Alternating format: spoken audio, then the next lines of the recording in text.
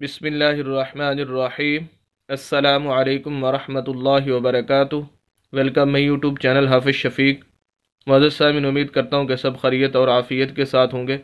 الحمدللہ تختی نمبر 11 اس کا پارٹ 35 35واں سبق آج آپ حضرات کے سامنے پڑھنے جا رہے ہیں، جس کے اندر ہم زبر زیر پیش، دو زبر دو زیر دو پیش، کھڑی زبر کھڑی زیر الٹا پیش، حروف مدہ اور لین، وقف کرنے کا طریقہ، ساکن حروف، قلقلہ حروف، غنہ، غرض، تمام وہ اصول و ضوابط اور تجویدی قوانین جو قرآن پڑھتے ہوئے ہمیں ضرورت پیش آتی ہے جن کی، وہ تمام انشاءاللہ آپ حضرات کے سامنے ڈسکس کریں گے، کیونکہ ہمارا مقصد چند الفاظ پڑھنا ہی نہیں ہوتے، بلکہ ان الفاظ سے نکلنے والے اصول و ضوابط اور تجویدی قوانین آپ حضرات کے سامنے رکھنا ہوتے ہیں، تاکہ آپ ان کو مد نظر رکھ کر بقیہ قرآن کی صحیح طریقے سے تلاوت کر سکیں۔ آئیے آج کا سبق شروع کرتے ہیں۔ اعوذ باللہ من الشیطان الرجیم، بسم اللہ الرحمن الرحیم۔ میم زبر ما، عین زبر لام عل، معل، عین پہ سین عس، را زیر ری، عسری۔ یہ جو سبق ہے آج کا، یہ الفاظ ہیں، ان کو سمجھنے سے پہلے ایک دو اصول ہیں، ان کو ذہن نشین کر لیں، خصوصاً زبر زیر پیش کے بارے میں، کیونکہ قرآن کے اندر سب سے زیادہ استعمال ہونے والی زبر زیر پیش ہے۔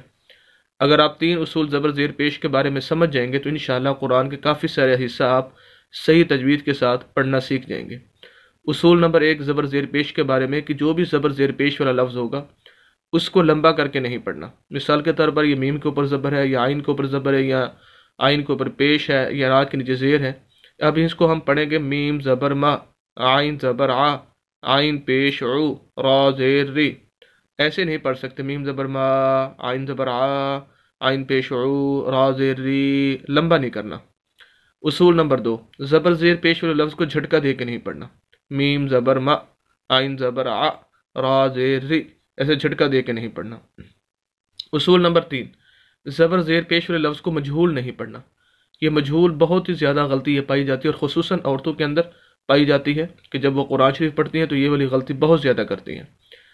مجہول زبر کے اندر نہیں ہوتا، پیش کے اندر اور زیر کے اندر زیادہ تر پایا جاتا ہے۔ مثال کے طور پر یہ عین پیش عو ہے، صحیح تلفظ اس کا، را زیر ری اس کا صحیح تلفظ ہے۔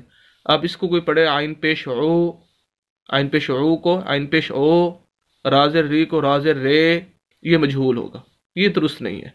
مثال کے طور پر الحمدللہ ہی ہے، سورہ فاتحہ کے شروع والے الفاظ، اب اس کو کچھ لوگ پڑھتے ہیں الحمدللہ ہے، یہ ہے جو پڑھ رہے ہیں اسی کو مجہول کہا جاتا ہے۔ تو یہ پیش کے اندر اور زیر کے اندر یہ چیزیں پائی جاتی ہیں، اس وجہ سے اس کے اندر احتیاط لازم اور ضروری ہے۔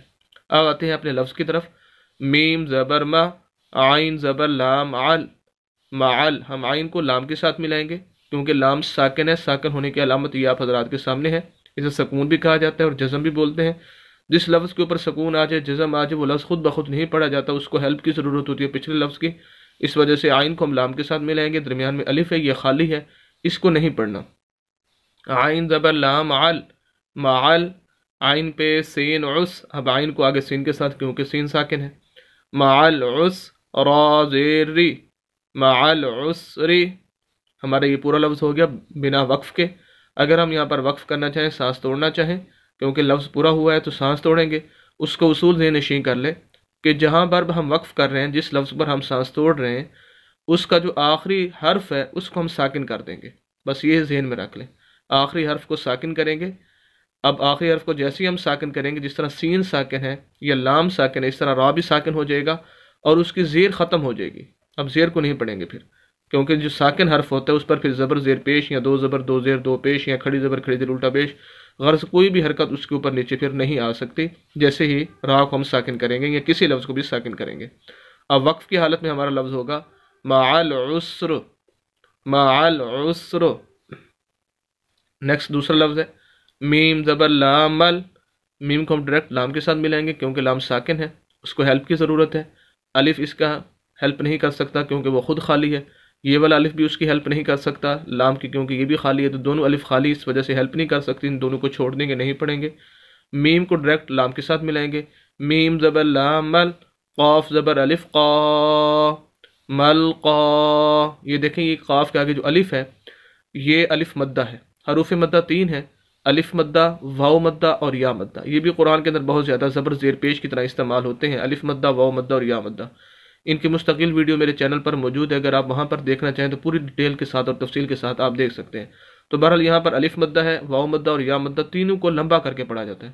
الف مدہ کی علامت اور نشانی یہ ہے کہ الف مدہ وہ ہوتا ہے کہ ایسا الف جس کے پچھلے لفظ کے اوپر زبر آ جائے، جیسے یہاں پر کہ ایسا الف جس کے پچھلے لفظ پر زبر ہو، الف مدہ کہلاتا ہے اور اس کو لمبا کرنا ہے۔ اسی وجہ سے ہم پڑھ رہے ہیں ملقا، ورنہ پیچھے بتایا جا چکا ہے کہ زبر زیر پیش لفظ کو لمبا نہیں کرتے، لیکن یہاں پر زبر والے لفظ کو اس وجہ سے لمبا کر رہے ہیں کہ اس کے آگے الف مدہ ہے۔